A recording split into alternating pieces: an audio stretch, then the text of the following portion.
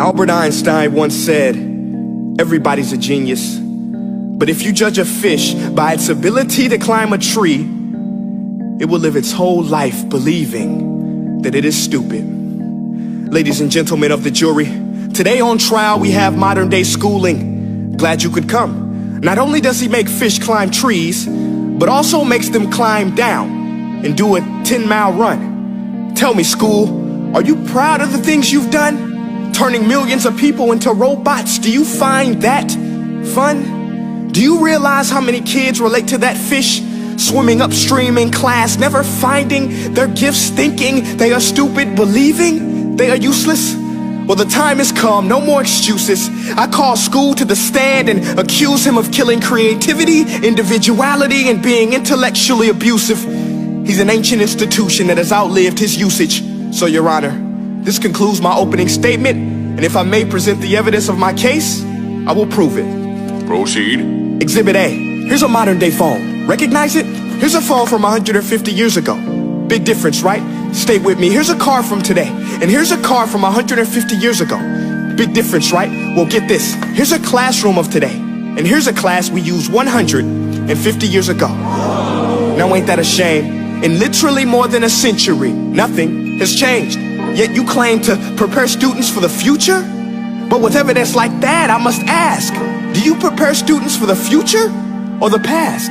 I did a background check on you and let the record show that you were made to train people to work in factories, which explains why you put students in straight rows, nice and neat, tell them sit still, raise your hand if you want to speak, give them a short break to eat, and for 8 hours a day tell them what to think.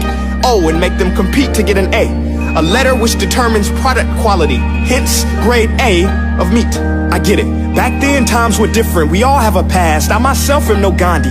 But today, we don't need to make robot zombies. The world has progressed. And now we need people who think creatively, innovatively, critically, independently, with the ability to connect. See, every scientist will tell you that no two brains are the same.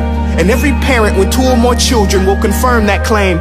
So please explain why you treat students like cookie cutter frames or snapback hats, giving them this one-size-fits-all crap. Watch your language. Sorry, Your Honor, but if a doctor prescribed the exact same medicine to all of his patients, the results will be tragic. So many people will get sick, yet when it comes to school, this is exactly what happens. This educational malpractice, where one teacher stands in front of 20 kids, each one having different strengths, different needs, different gifts, different dreams, and you teach the same thing the same way?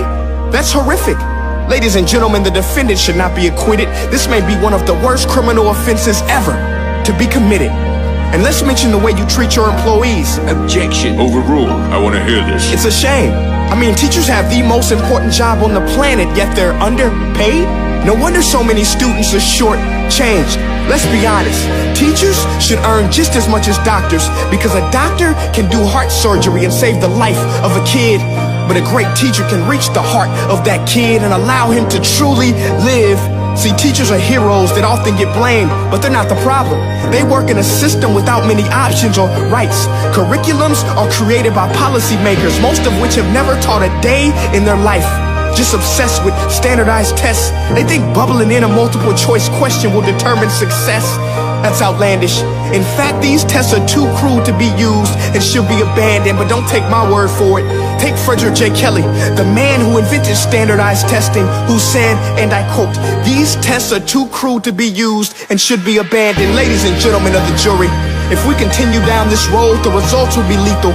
I don't have much faith in school, but I do have faith in people. And if we can customize healthcare, cars, and Facebook pages, then it is our duty to do the same for education, to upgrade it, change it, do away with school spirit, because that's useless. Unless we're working to bring the spirit out of each and every student, that should be our task. No more Common Core. Instead, let's reach the core of every heart in every class. Sure, math is important, but no more than art or dance. Let's give every gift an equal chance. I know this sounds like a dream, but countries like Finland are doing impressive things. They have shorter school days. Teachers make a decent wage. Homework is non-existent, and they focus on collaboration instead of competition. But here's the kicker, boys and girls. Their educational system outperforms every other country in the world. Other places like Singapore are succeeding rapidly. Schools like Montessori, programs like Khan Academy, there is no single solution. But let's get moving, because while students may be 20% of our population, they are 100% of our future. So let's attend to their dreams, and there's no telling what we can achieve.